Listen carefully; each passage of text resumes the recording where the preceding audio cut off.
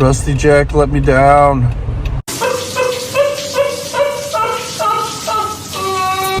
Broke down on the way to work, of course, on the freeway. Pulled over to the side, I got traffic whipping by me. Not great. Semi pulled out in front of me. They went to exit, changed their mind. It's going about 70. Hit the brakes pretty hard. Something broke loose, felt like the rear end. Holy motherforking shirtballs. Anyway, let you know, check out this video.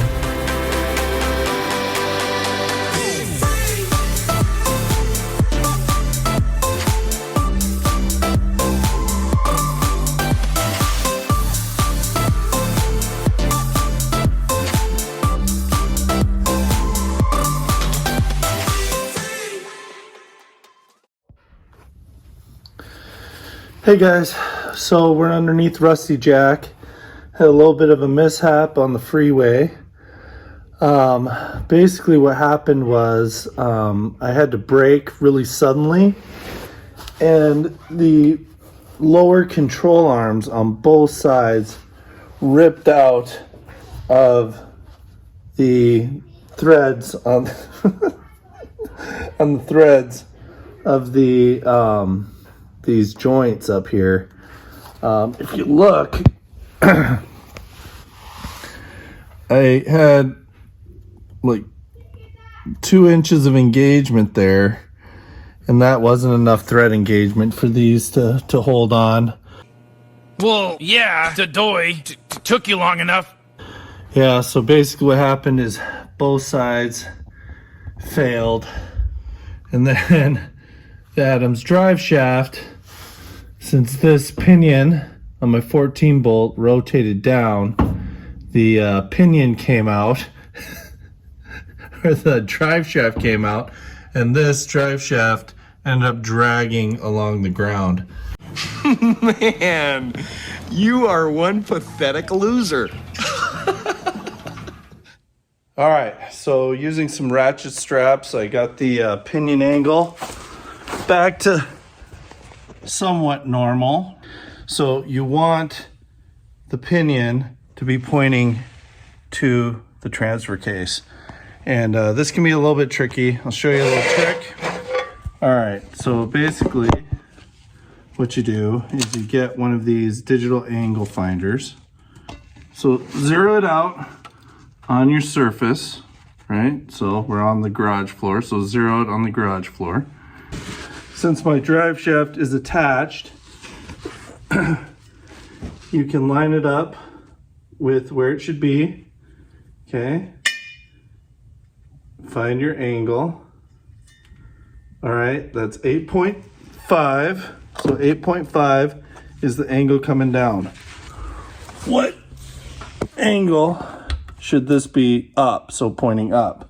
So you turn your angle finder on the side, and you zero it out, and then you put it on a flat surface here, hold, and 8.5. So you know your angle down is 8.5, your angle up is 8.5, so everything is lined up properly. It doesn't have to be exact, but pretty close. Smooth, very smooth stuff, very classy. I'm learning a lot from you right now. All right, so now it's time to replace the rear control arms.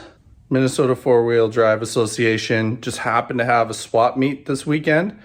So I went down there, found a set of control arms, right? So these are actually front control arms that I'm gonna be using in the back. So I'll let you know how that works. But cool thing about swap meet is I made a deal, saved, I don't know, 50, 60 bucks plus tax and all that crap because you pay cash. Read my lips. No new taxes. All right, so I got the Rough Country front adjustable control arms. These are like super beefy. One thing to note, like this won't really work putting the fronts on a rear of a stock JK, only because they're longer. So in my case, with this 14 bolt axle swap, I actually had to move it back a little bit, because with the stock control arms, the tires were getting really close up here. So I moved it back, which was part of my problem, right? So I had these metal cloak lower control arms, and you see I only had 2 inches of engagement because I had to thread them out so far to get the wheels to center in the wheel well.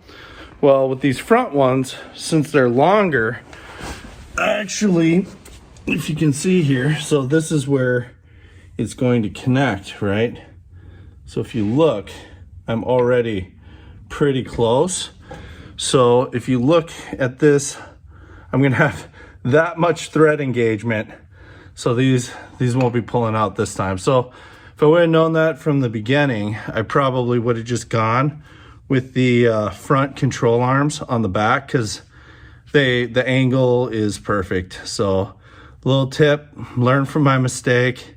If you're gonna do a 1-ton axle swap, just get some front control arms, and yeah, they work perfect. So this is gonna be great. All right, we got her all fixed up. Gonna take Kenzie to hockey practice and test it. Game. Oh, yeah, to a hockey game, test it out. So it doesn't break down on us. So one thing, the drive shaft got damaged. So there's some blue lubricant coating on the splines, and those got roughed up. So I wasn't able to get the slip yoke into the drive shaft. So I had to strip all the blue stuff off to get it in, and now there's a little bit of play. So I had to order a new one from Adams. So that's okay. This will be my backup drive shaft for when I'm off-roading, like an emergency one. So that was the biggest loss in the whole deal, but we're back on the road.